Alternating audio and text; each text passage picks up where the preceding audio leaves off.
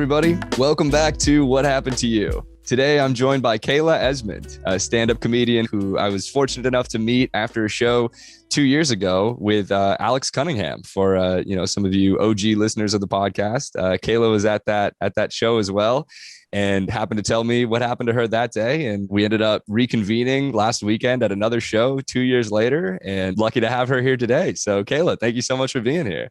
Thanks so much for having me. It's funny because I hadn't felt like when I saw you, I didn't feel like it had been 2 years since I'd seen you, because the pandemic, the way that trauma compounded, it feels like it was 20 years and also 2 months.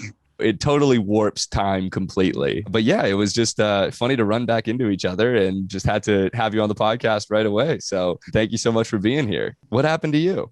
Oh, man. So I was born to a military mother. She was a captain in the Army. I was born 9 months after the first Gulf War ended, because she was worried she was going to get deployed. And my father she was an Army captain. He cooked meth. They were a love story for the ages.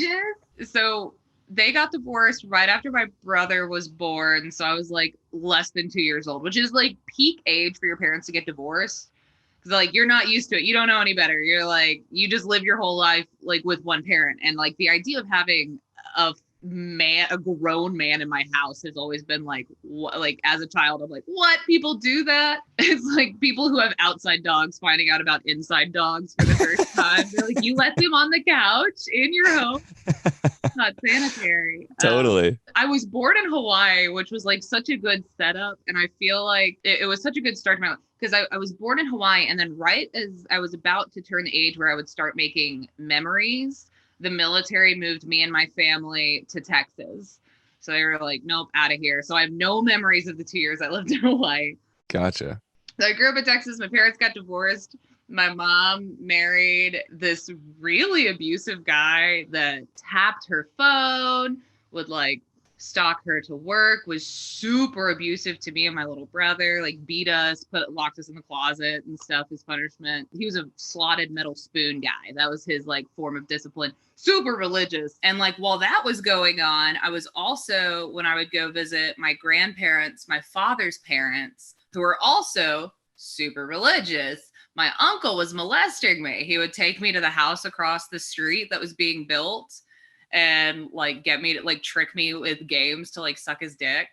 Classic. And then I know it's a good prank. If you're and good pranking. Yeah. He's getting his own show on Spike TV. Yeah. The molester next door. Yeah. Yeah, there it is. Yeah. That's a great improv troupe name. I'm sure there's an improv troupe out there that's somewhere. They're molesters next door. That's the ticket. Yeah. If it's not, we'll make the group. We're gonna get in so much trouble. We'll be no, we got molested. Yeah, you guys don't understand. It's okay. Yeah. It's fine. The last time of it was he brought other people over to show them. He was ooh, look what I can do, and did it in front of people. And I told my grandparents about it, and they were so religious that they were you're a sinful whore. I'm 5, by the way, at this point. You're a sinful whore. Don't tell anybody. People at church will judge us. And they're the kind of shitty people that they my grandmother would judge people for not wearing nice enough clothes to church, shitty people. Yeah. He ended up just kind of disappearing. He ran away from my grandparents' house. He was 19 or something, and he just left to go do a bunch of drugs. So that ended. And then my mother divorced my stepfather. She kicked him out with a knife. She was you're done, you're out. She kicked him out with a knife, pushed our big tube TV. You remember TVs were 150 pounds? Yeah. She pushed that in front of our door, kicked him out. And then a year or two later, my father was kind of in and out because they'd been divorced. He was kind of in and out. And then it got to the point where it was for his visits, his scheduled visits, he was just missing more and more. He was missing more than he was showing up for. And then he called for my brother's 6th or 7th birthday to tell him happy birthday. And that was the last time we heard from him for 10 years. Wow. And he just disappeared on a meth bender, ended up getting in a lot of trouble, ended up going to federal prison. And then he popped back up out of nowhere with no warning when I was 16 at a musical that I was doing at my high school. called Little Women, where I was playing a troll and I was dressed like a troll, and he shows back up and there he is. And I spent intermission sobbing because like I just couldn't emotionally, like I didn't have the tools as a 16-year-old to handle this kind of like processing all of this. Of course. Yeah. And wow. He pops in and out. We talk. He might be dead now. I talked to him on the phone in like November. He had a credit card that he opened up under my name. He was going to send me. And I was like, oh, wow. Okay. He's actually going to do something. Ended up giving it to my ex-stepmother, who's an alcoholic. And she ended up like racking up this like huge credit card bill under my name, which just wrecked my credit. And so the last time we talked was about that. And then I messaged him. I texted him a couple of times, and I texted him for Father's Day. I was like, hey, happy Father's Day. Hope you're doing all right. He doesn't do meth anymore, but he's such an alcoholic that it's causing early onset dementia. So he's a trip to talk to. No kidding. So he might have died from drinking at this. I haven't talked to him in like 6 or 7 months, but I think if I hadn't had all the other stuff happen, I would be angrier at my father. But of all the people who wronged me, like he just fucked off. And it's like, yeah, okay, sure, it's fine. That's fine. Yeah, I guess in terms of the spectrum of things that happened, it was relatively low key, just a little bit of meth. Yeah, a little bit of meth, a little bit of drinking. The other option was he stuck around and was on meth and beyond. If he stuck around, I think it'd have been worse. Granted, the stories that I get from him, I always take with a grain of salt because, like, I'm like, okay, sure, you were making drugs for the cartels, absolutely, sure. Yeah, because his stories about the drug cooking days are always really grand. But yeah, according to him, he was getting in gunfights and stuff and getting arrested pretty regularly. So it's like, yeah, I didn't really want anything to do with that. That's pretty fair. Wow, so wild story. To go back to the beginning, when you were talking about your stepdad who was abusive, that was before the molestation had started with your uncle? It was simultaneous. Ages like 4 to 6 were a real whammy. It's very unfortunate how formative those years are of like 4 to 6. I was like, oh no, you messed up my brain development. Totally. That was all happening around the same time. So do you remember the first time that the molestation happened? Yeah, there was a house across the street from my grandparents' house. They were in the process of constructing it, and they just put the walls up. Like just the bare minimum of the walls. They started to put like the wood up. And like he took me to the second story where like nobody would find us. And he was like, we're going to play a game called Snake in the Hole, which dumb name. Come up with a better name, please. Like, yeah. It's really hard to tell a therapist when you're crying. And it's like, if anybody made me play Snake in the Hole, and you feel dumb. Is that like whack-a-mole? It's like, no. Snake in the Hole. That's wild. Yeah, mine was called the Wiggle Game. Oh, man. Why do they always call it weird? Like, they always call it stuff that, like, they're trying to name, like, a PBS Kids show or something. Yeah, exactly. It's just an attempt to get on our level, I guess. It's crazy how often these things start as games. What was your thought process at the time? Like, when he initially said that? Like, presumably you had no idea what was going to happen by playing that game. Right. Yeah. Like, what was going on in your head, if you remember? It stuck in my head so much that like I had to have some level of understanding that something was wrong, because I feel like there had to be some level of adrenaline because all of the memories of it are so clear and so specific. But I wasn't necessarily afraid because I think he made it so like, oh, we're gonna go do something cool. You can't tell anyone because we're doing something too cool. You know, It's that like making you feel special, making you feel cool. So I think that was the adrenaline that was going on at the time that like made me remember it, because I wasn't scared at the time. I wasn't scared until he brought the other people. And that was when it like, I think even as a child, I was able to figure out, okay, this is dark. What are we doing? Because I could tell from their reactions, there was something not good, that this was something abnormal. They didn't help or anything. Like, it wasn't like they didn't have the appropriate amount of horror. How much time passed between when it first happened and when those people showed up? The whole thing was happened over the span of about 8 months. Okay. So it was less than a year, which, I mean, I've talked to so many people who like their abuse went on for years, like they weren't able to escape it. And the thing that ended it for me was just that he like got hooked on something and just disappeared. Yeah, thank God for meth, I guess. Right? Good for meth and good for my grandparents just raising consistently shitty kids because they were, they raised my father who left. They raised this uncle who molested me and then left. They've got a third who's my uncle. He's the best of the bunch, but he's also a raging alcoholic. And that's part of so my last name Esmond. The grandparents who told me not to tell, the one whose like houses it happened at, it's my father's mother and stepfather. It's like a step grandfather. And he's the one whose last name is Esmond. I don't have like an actual blood relation to that name, but my father ended up with his last name because he legally adopted him at some point. So he ended up with his last name. And they're so religious and so vicious. It's why people will be like, well, why did you keep his name? And it's like, because I tell really dark abortion jokes on stage. And I tell like these really sacrilegious jokes. I tell a joke about Jesus getting fucked to death by a giraffe. Like, and I just love deep down that it's going to upset them so much if I ever get any form of success that their last name is associated with that kind of humor. Right. And that's the ultimate goal is I just want to piss them off. Because in a weird way, I resent them almost more than I resent like my Uncle Chris, who molested me, because I told them and they were like, well, they were very blamey and they were like, don't tell anyone, don't tell your mom, because they were more concerned about their reputation at church. Totally. Well, first of all, what was that like? And then did you end up telling other people after that, or what happened? I didn't for years.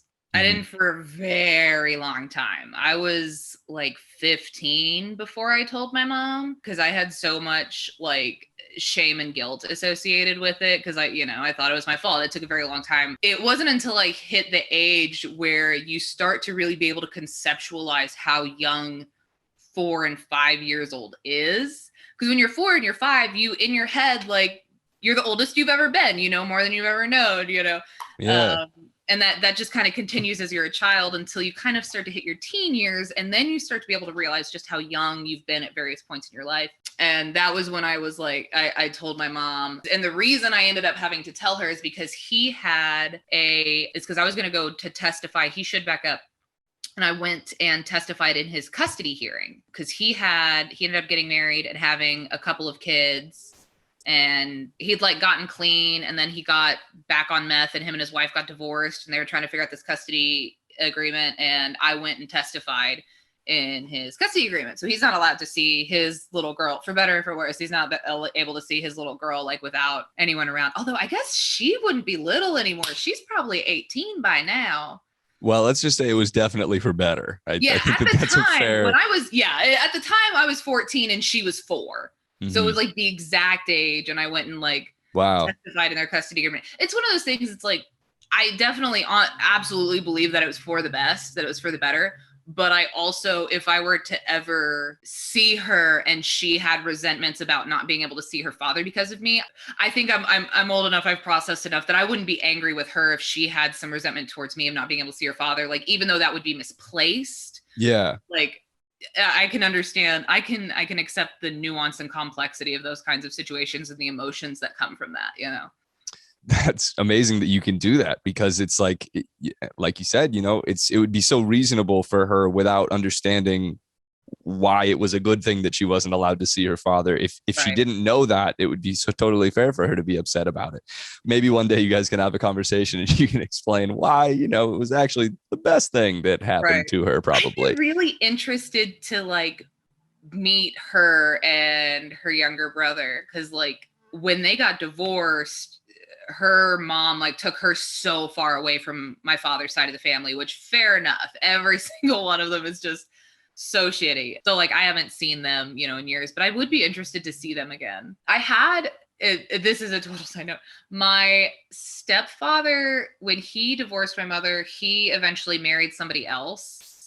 And years ago, like 5 or so years ago, maybe more, the woman that he ended up marrying messaged me on Facebook asking if he'd ever molested me because she suspected that he was molesting their daughter. Wow. And I was like, no, but I was like, he was super abusive and I can totally believe that he's molesting her. Like, don't take the fact that I'm saying no as like the idea that he's not to her. Yeah. But I was like, man, so many just hella shitty dudes just in the DFW Metroplex, something just. Yeah. So Wow. Facebook Messenger. Just I looking felt out. bad because it sat in my requests for a really long time. Somebody Oh, yeah. was like, "Oh, have you ever checked your requests?" And I was like, "No, what is that?" And I went and looked, and I've got this long message from this woman I've never met, and I was like, "Oh, this is heavy." Yeah. Did she say why she was suspecting that? I don't remember what exactly. She mentioned something like she was really vague. But I think she mentioned something about like finding her daughter's underwear somewhere in his stuff. But anybody that he would have married would also be very religious. So it's possible that there was some of that, like the reason she kept it so vague. But also, I mean, not necessarily wanting to spill her daughter's stuff to a stranger on the internet. Yeah. Something about like abusive men plus religion. It's always easy for me to believe that abusive religious men like are molesting people. Definitely got enough proof at this point to make that assumption Right. from the various organizations that have been just caught, could not be caught harder recently Truly. between, the Catholic Church and then like the Boy Scouts, obviously not religious necessarily, but Right. crazy times. Well, it's crazy too. And like I went to I went to a Southern Baptist university for undergrad, and boy, they sure love to joke about like, oh, those Catholics and priests molesting young boys. And I'm like, look, we're not organized, but we're molesting kids too. Let's not pretend like the Baptists have clean hands. We just don't have like a pope. It's just individual churches. We're not moving people among like it's happening in all of the organized religion. And it feels like we're still just like scratching the surface in terms of like the magnitude of these issues and for how long it's been going on. It's insane. And any institution, because I feel like it's why you see people get sexually harassed in big production studios and like big companies by their CEOs and stuff, is any kind of relationship where somebody has an inherent power dynamic over another person is going to lend to that. But then you add with religion, you add this idea of just inherent victim blaming built into a lot of what you're taught. When you take those two things together, it's just it's a great recipe for being able to protect abusive people. And then with the churches, they've got access to all these kids and such, and like they're trusted by their parents. All of it just comes together to just breed some bad shit. Yeah, it's like the people that tell you like what happened, why you're alive, and what happens after you're dead. Like the profound questions that we think about, the people that are telling you about those, what a position of power to be in. Like, hey, if you tell anybody, you're going to hell. You know what I mean? Like, right. It is kind of a crazy situation, but so many people do it. So many Being people able to threaten people with hell is a big one. It really is. It was easier for me when I started to kind of like drift away from religion in my late teen years. It was easier for me to shake the idea of a loving God than it was for me to shake the idea of a hell. It was easier for me to be like, there's probably not a God that loves me than it was for me to be like, there's no demons waiting for me in my shower.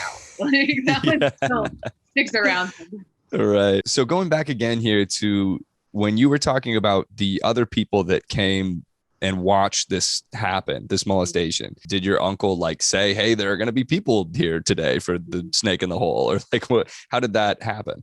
So I was visiting my grandparents and he was having people over and like they were there and I was somewhere else in the house and they were having some kind of discussion that it got brought up. And like he called me into the room to basically like prove, I think like he told them he was doing it and they didn't believe him. And like he came in and he was like, he changed it up because I think even he felt dumb about the snake in the whole thing. So I think he didn't want to say that in front of him. So he called it, he was like, all right, like you're gonna treat it like a sucker. It's a sucker today. And I was like, that's different. Yeah. And I think that was the first thing that kind of like stuck out in all of it. Like the first thing that really triggered some kind of like, okay, this is like super different, was the fact that like he wasn't calling it the usual thing. Just so funny to think about. Like I hadn't actually thought about that until this moment that he'd like changed the name, probably because he felt dumb being like, we're gonna play snake in the hole, because he thought his friends were gonna judge him for how he was blessing this guy. They're gonna be like, wow, that's some silly language you used. Yeah, you fucking nerd. What do you do? Yeah, like that's so wild. that like that's the thing that he's embarrassed about. What was were you like aware of their reactions? I remember you saying that they were like they kept their distance. It wasn't like they were involved at all. They were involved, but they weren't like horrified. I think I never really got a good look at their faces during, because your face is down when you're kind of down, like they call it going down for a reason. But like I didn't get a good gauge of their reactions. I would be so interested to figure out who that was.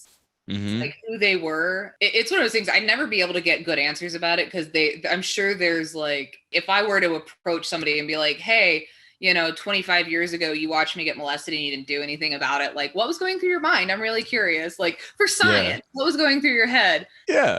It'd be tough to get an answer. Yeah, I would be really interested to know, because like nobody stopped it. Nobody said anything. Nobody got involved. Nobody was like, yeah, bro. Like nobody was like cheering them on. There was just this like weird neutrality. And I got sent out of the room afterwards. He was like, all right, you can go. And I would love to know what the conversation after I left the room was. Like, did anybody stick up for me? Were they like, oh, that's cool? Were they like, dude, that's weird? Yeah, do they just continue having dinner or whatever they were doing? Yeah, it's right. They just keep playing video games, like, because it was in the living room, and like we were on the couch. They'd been watching TV or playing video games or something, and like because it was paused in the back or muted. The TV was muted in the background, so it was just a break in whatever else they were doing. It's like this like formative, traumatizing experience that shaped the way my brain functions. Like, was just like, oh, hold on, I guess it's on commercial. What are we going to do while our TV show's on commercial or whatever? It was just like a break in the action for them.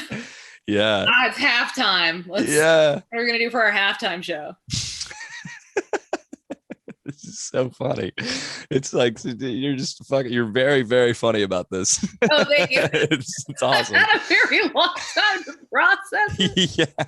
Yeah. I had lots, and therapy and stuff, but it's just you get and I know I'm preaching the choir here, but you just kind of hit this point, and I hit it very, very early, this tipping point of like, all right, we're either going to kill ourselves or we're gonna learn how to laugh our way to the other side and like learn how to figure it out, because it's like at a certain point you just accept that it's had this effect on the way like you process things and like the way you function, and you learn how to work within the way like you just kind of are. Like there's a lot of stuff that you can learn how to cope and how to handle the different ways, but like I have every now and then something will just give me a weird panic attack. It's just like I don't know where, and that's it. And like you just kind of learn to accept that stuff. Yeah, once you kind of like go, okay, this is where we're at. Nothing's changing. I can't go back and change the past. Like we're already here.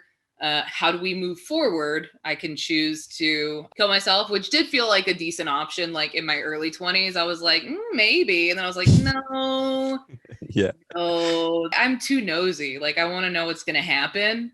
I don't have a huge attachment to life, but I am like, okay, but what's going to happen? What's the gossip? What's going to happen with the United States? Are we going to make it? Like, yeah, like, I guess I got to learn how to laugh about it. And yeah, there's what you said about accepting what's happened. There's a tremendous amount of healing that happens, I think, when you're no longer living in a state of like wishing things had been different and like constantly just like comparing your childhood to other people's childhoods and how amazing things could have been. It's like, this stuff happened, but there's an opportunity to release so much of the emotions that are almost like predominantly negative around these experiences by just not wishing that they'd been different. I mean, of course, we all wish we hadn't been molested, but like not dwelling on it. Nothing will change what's happened, but you can do so much to change the course of your life now just by being willing to accept it and right. let go. So I totally agree with you there. And it shows, obviously, like, the way that you're able to speak about this, you've clearly done an immense amount of healing, and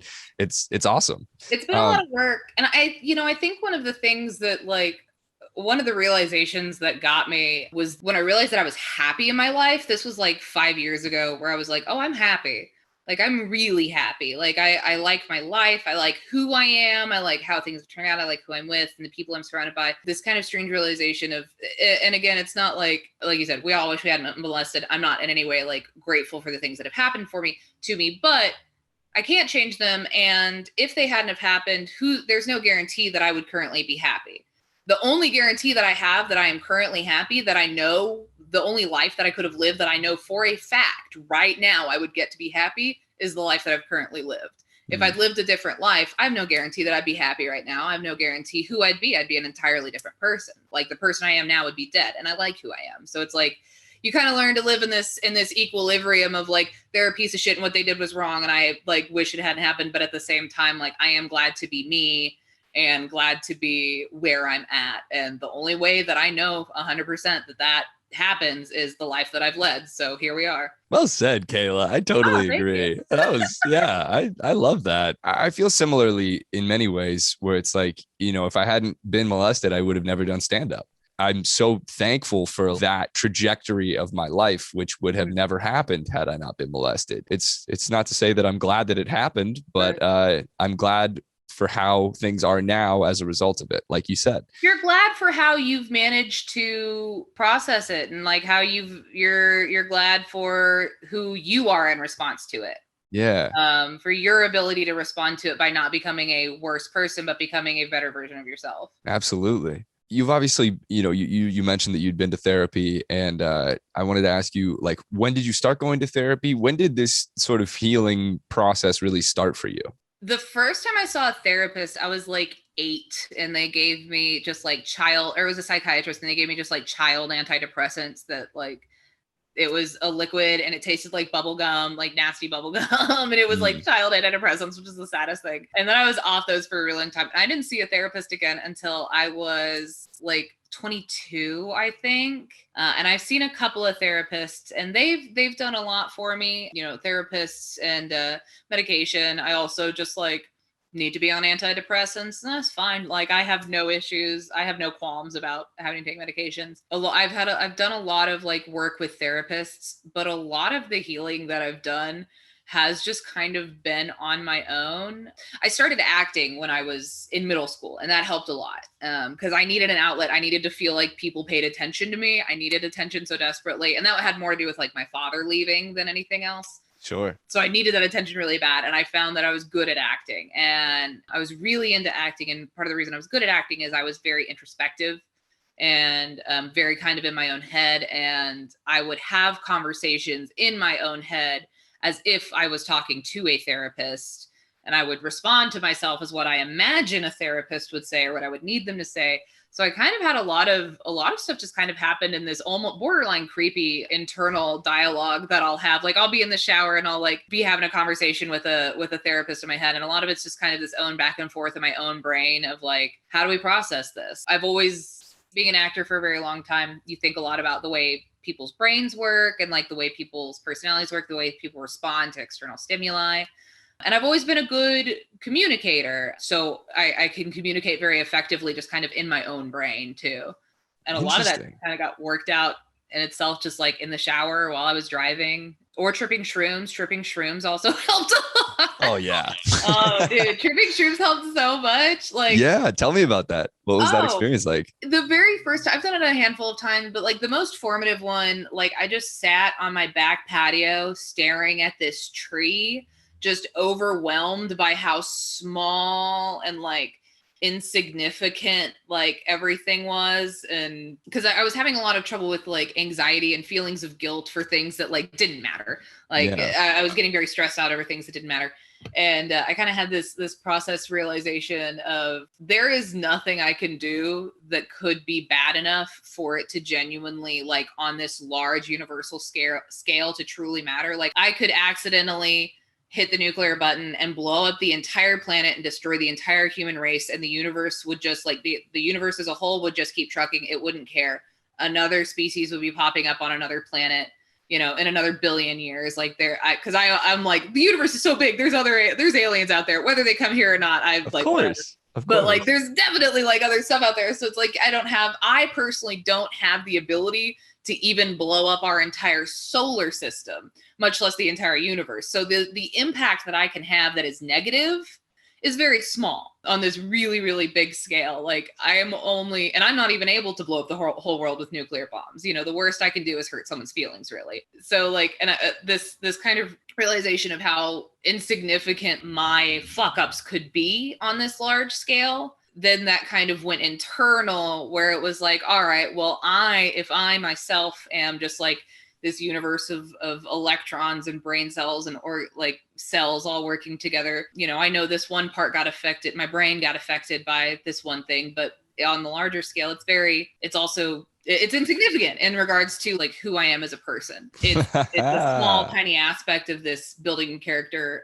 But I have all these other things and all these other aspects to myself that exist wholly on their own outside of that. I don't know if that's the most like, that's not a great linear way of like telling that story, but yeah, it was just this kind of like this very shroomy realization of like, basically the world's so big it doesn't matter, you're gonna be okay, just like keep going, the bad you can do is insignificant but the good you can do is great, because like it brought me back to this like, okay, if we on this large scale don't matter, then just like focus on what you can do good for each other. Like if large things don't matter, then just focus on like, how can I make my fellow primate on this planet, how can I make them get their brains the good chemicals? That's one of the things I love about comedy, is like, that's all it is. Like, let me give you the good chemicals. This life is rough, we don't matter, we're screaming through space and it's terrifying and bad things are happening to all of us all the time. Let me, for just like the next 15 minutes, let me give you the good chemicals the best I can. Wow,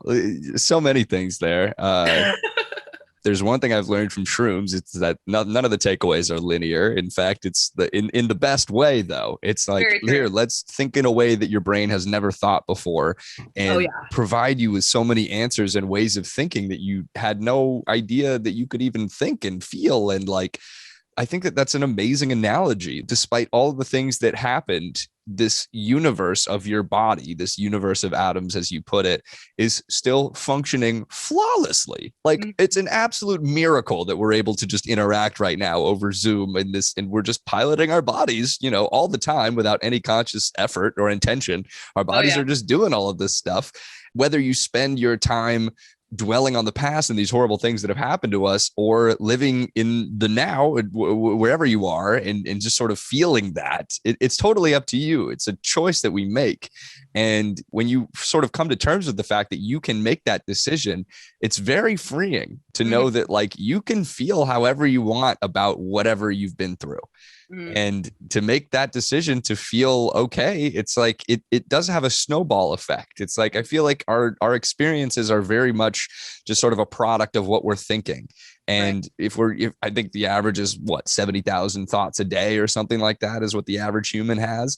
And I'm gonna have to fact check myself on that, but whatever it is, it sounds right. So many thoughts. And if you can change whatever the predominant like type of thought is, then it will continue to snowball. And if you start having more positive thoughts, whether you're reflecting on things that have happened to you or you're just happy with what's going on right now, it makes your whole life better. Shrooms can be an amazing tool and provide you with, answers that you didn't even know that you needed, and expose aspects of yourself. Like, a lot of people have bad trips. I'd say the vast majority of people don't. It's just what's publicized in the media because it's a drug that makes you. It's a fun thing to show in a cartoon is a bad trip. Yeah. But it's like, the reality is it's just an incredibly euphoric feeling of connectedness. And it's like an insignificance that is, you feel insignificant, and at the same time you realize that you can perceive that insignificance however you want, and feeling like, wow, no, there's nothing that I can really do that's going to like ruin everything.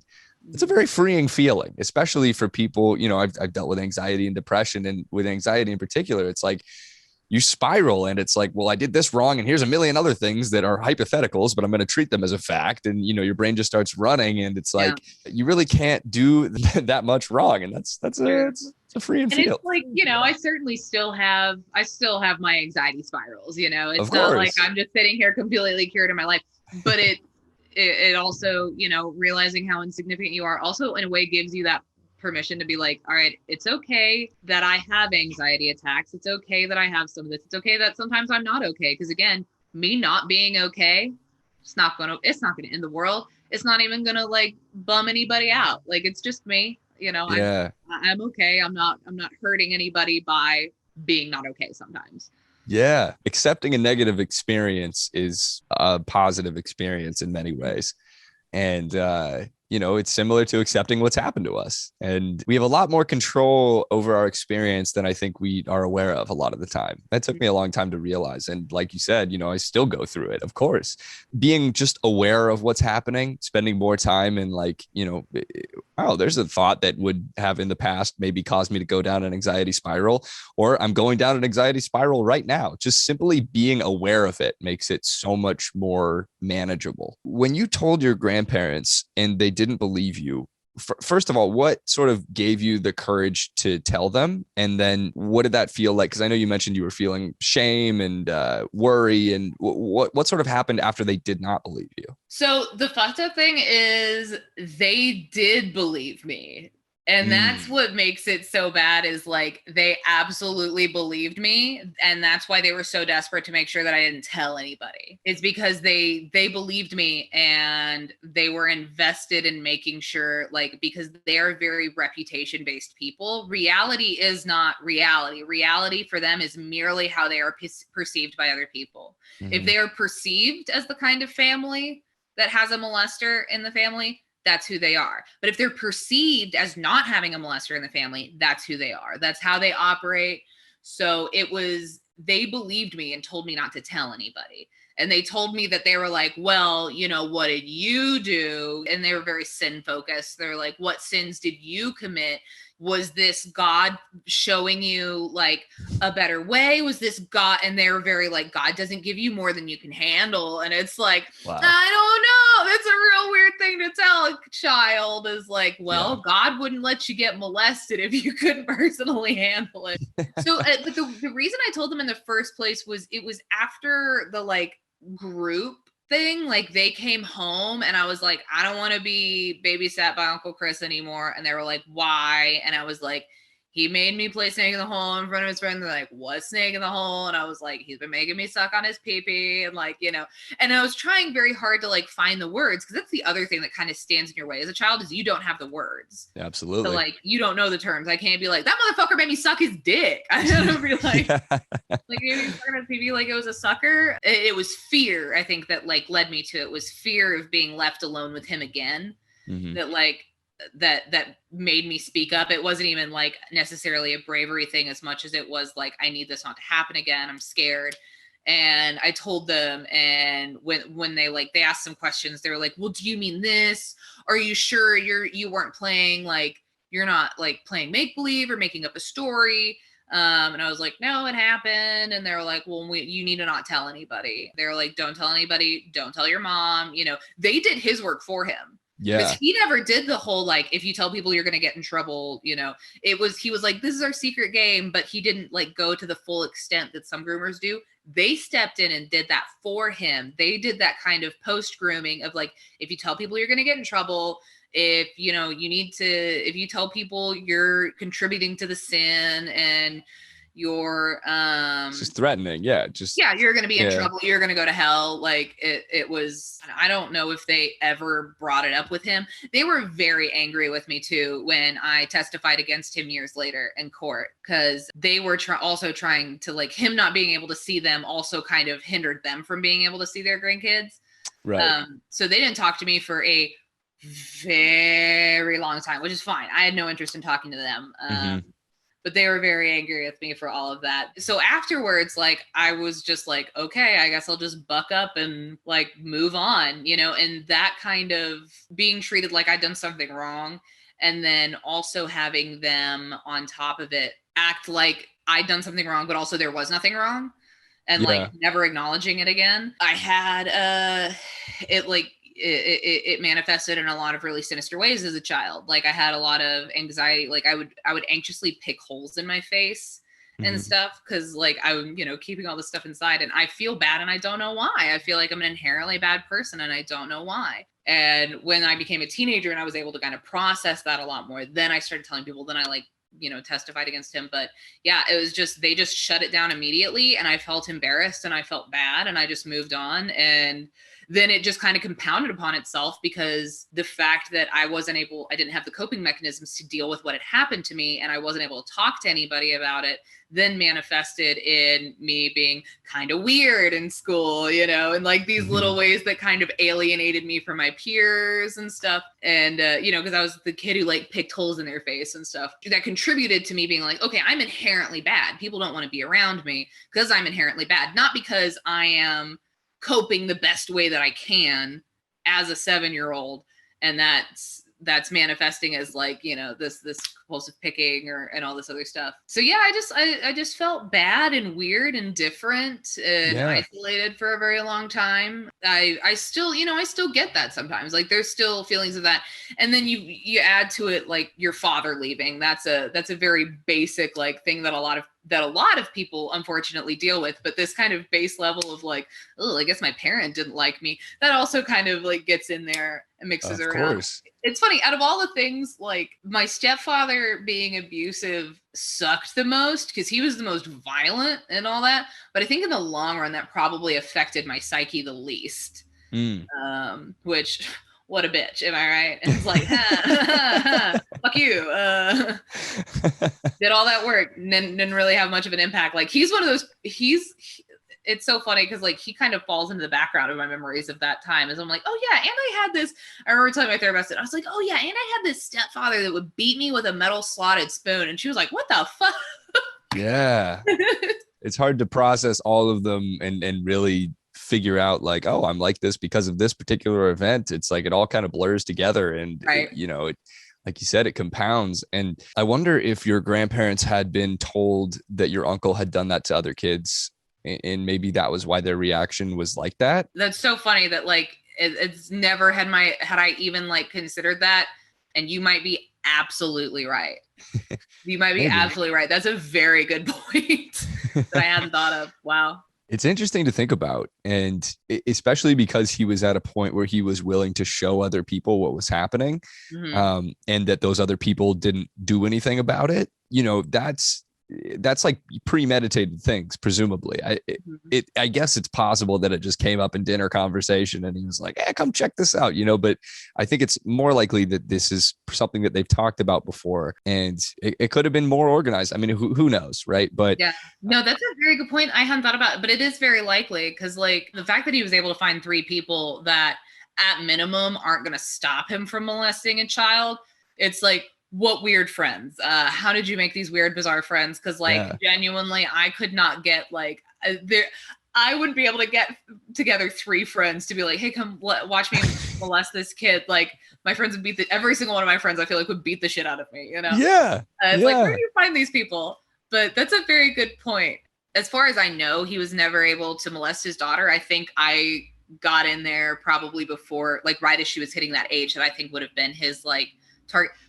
Bless the heart of the poor custody family court lawyer that his ex-wife had hired for this custody battle. He was so out of his element when he called me and he was like, hey, I heard that like you've got some negative stuff about Chris's character that you'd like to mention. I was like, oh yeah, he molested me. He was like, oh, and like he's like, let me call you back. And he called me back one time, and this is art.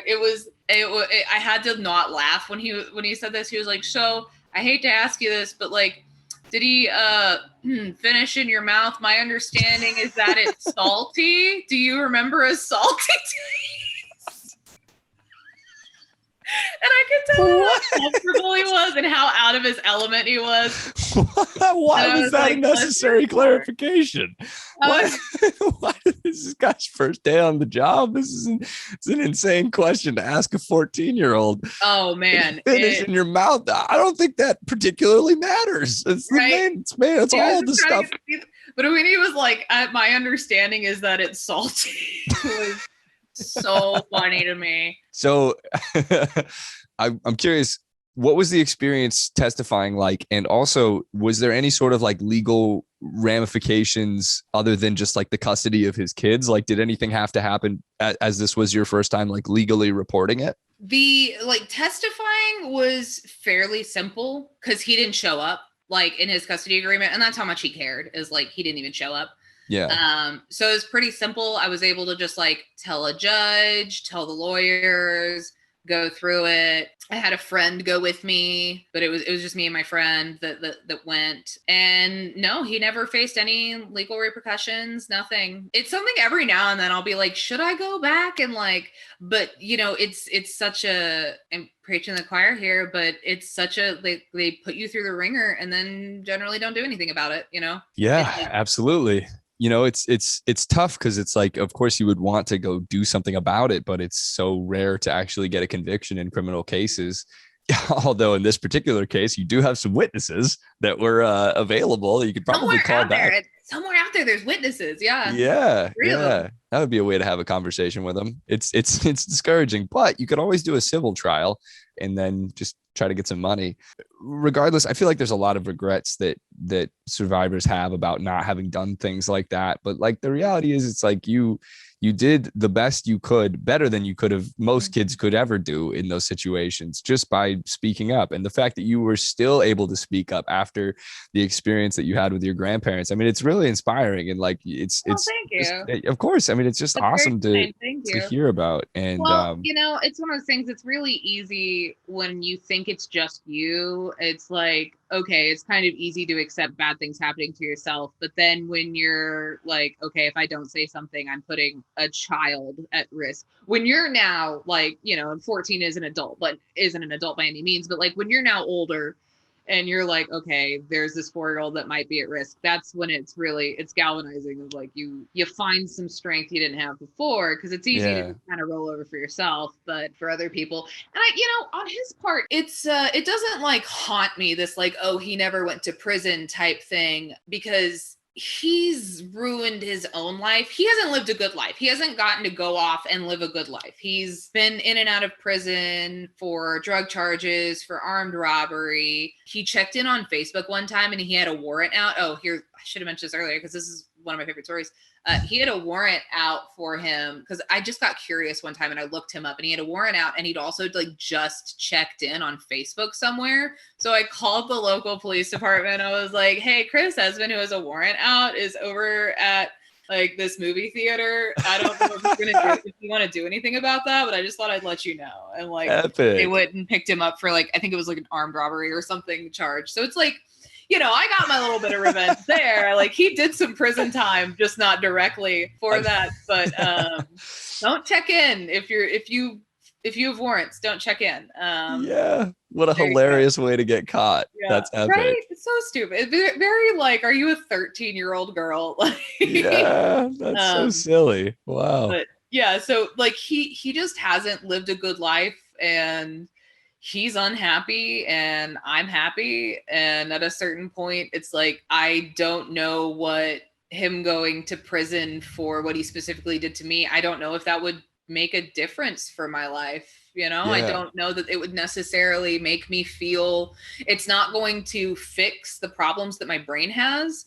And it's not going to necessarily make me feel any better. I don't think it's going to make me any happier. And I don't think it's necessarily going to make him any more miserable, because the life he's leading isn't good. Yeah. I mean, there's a lot of freedom in deciding that you don't need another person to feel bad for you to feel good. Mm-hmm. You don't need them to suffer for you to feel happy. I think that needing that is sort of creating a desire that's like rooted in negativity within yourself.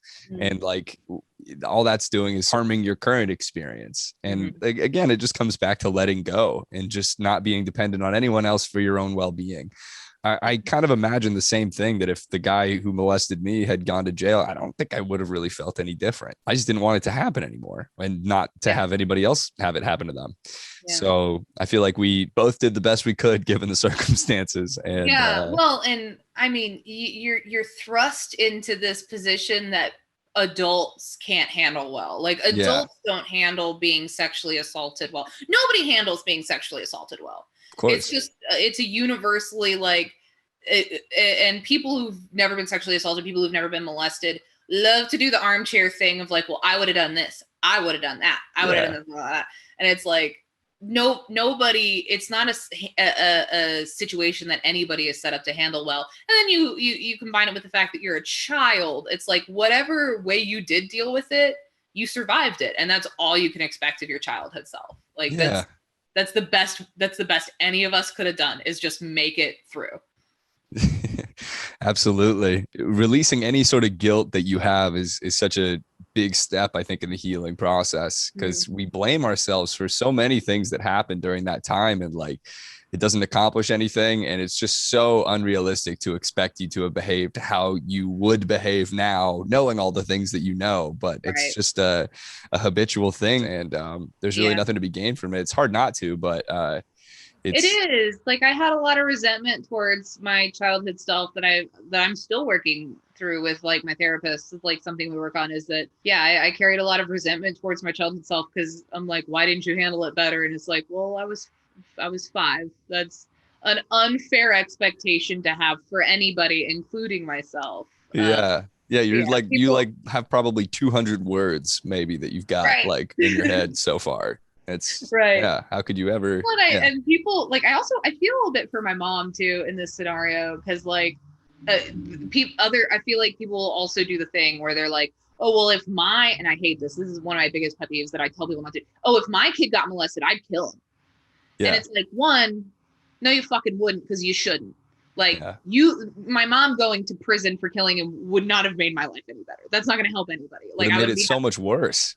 Absolutely. So much worse. But also, I don't think people realize it's this like thing that I think parents tell themselves. They're like, oh, it's the way of telling themselves it can't happen to my kid because I would kill him. And so it can't happen to my kid.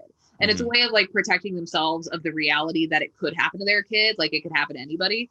And then it also, I don't think they realize that it makes it, when they say things like, oh, if my kid got molested, I would kill that person. It makes their child less likely to say if they were molested, because this fear that they are going to be responsible for someone getting murdered is very real for them. I had not thought about that in the way that you described it there, but it's absolutely true. The additional burden that you put on your kid by saying that you'd kill somebody that would do something like that to them, especially if it's somebody that they might actually like. You know, it's like a family member, or in my case, my best friend's dad. I don't want my best friend's dad to die. It's counterproductive, and also just is rooted in a general like lack of understanding about how these things work and what you should do about them. What is your relationship with your mom like now? It's good.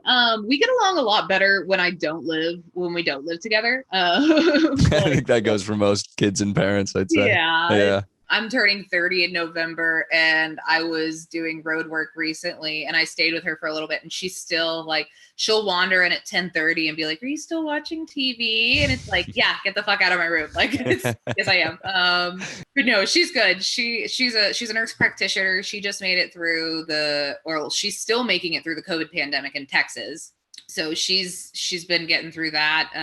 They're good. Like, you know, we talk. I've been encouraging her to go to therapy because she's got her own childhood traumas that like, I'm like, you deserve to go and heal too. Like, you deserve healing. And she was certainly like flawed when I was growing up. I think a lot of people from our generation, I think we were probably the last generation where just like outright being abusive towards your kids was just considered discipline. And she was, you know, she was a spanker and all of that, which we now know is not good. She was not perfect, but she was the best she could have been. Like, she was also doing her best, because she was like 24 when she had me, which when you're a kid, that feels old. When now that I'm 29, I'm like, oh my God, that's so young. We have a good relationship. We've become a lot closer over the years. That's great. You're at this amazing spot where you're able to joke about these things and talk about them in a way that is so palpable, like the healing that you've done, and it makes it so easy to listen to. And I just wanted to ask you, what kind of advice would you give to somebody who's been through something similar and is hoping to get to the spot that you're at now? My best advice is, one, go to therapy. There's really no replacement for the kind of healing and thinking through that you can do when you're talking. Like right now, just talking through things with another person, like I'm like, oh yeah, maybe he did molest like other people and they were hiding it. Like that absolutely seems like something they would do, but it's just my brain just hadn't conjured it. See a therapist.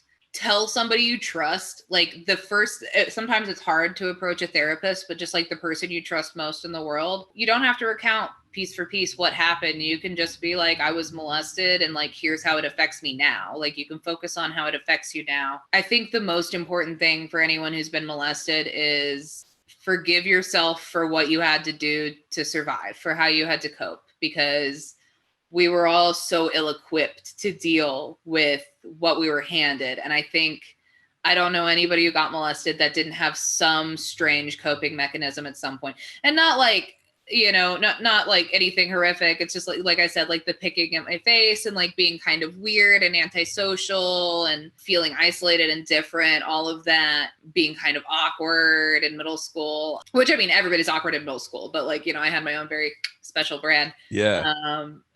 But just like you have to forgive yourself for the coping mechanisms, because even if they weren't the most ideal coping mechanisms, they were the coping mechanisms that let you survive. They were the coping mechanisms that got you to the other side of it. I had a friend recently. She told me that she was raped at 16 years old, and she just like come to terms with it. And she's married. She's in her mid-20s, and she was telling me how she was like, I feel like I should have fought back. Like, she's like, I regret that she's like, I feel responsible because I didn't fight back. I could have done more. I told him no, and I struggled, and then I just kind of gave up. And I was like, well, like, you have no idea if you had struggled, if he'd have killed you. Mm-hmm. And like, I think that was a really big moment for her. And I think that's something for a lot of us to remember is we're like, well, I could have done more. I could have done more. But none of us know if we'd done more, if that would have been the thing that got us killed. The only thing that you know for a fact at this point, standing in time, is that you survived. And exactly what you did, you don't know if there was any other variation that would have let you survive. If you'd veered one way or the other, you can't have these regrets, because if you veered one way or the other, they might have killed you, or you might have killed yourself. You did the exact thing that got you to the other side. And that's all you can expect of yourself. So good.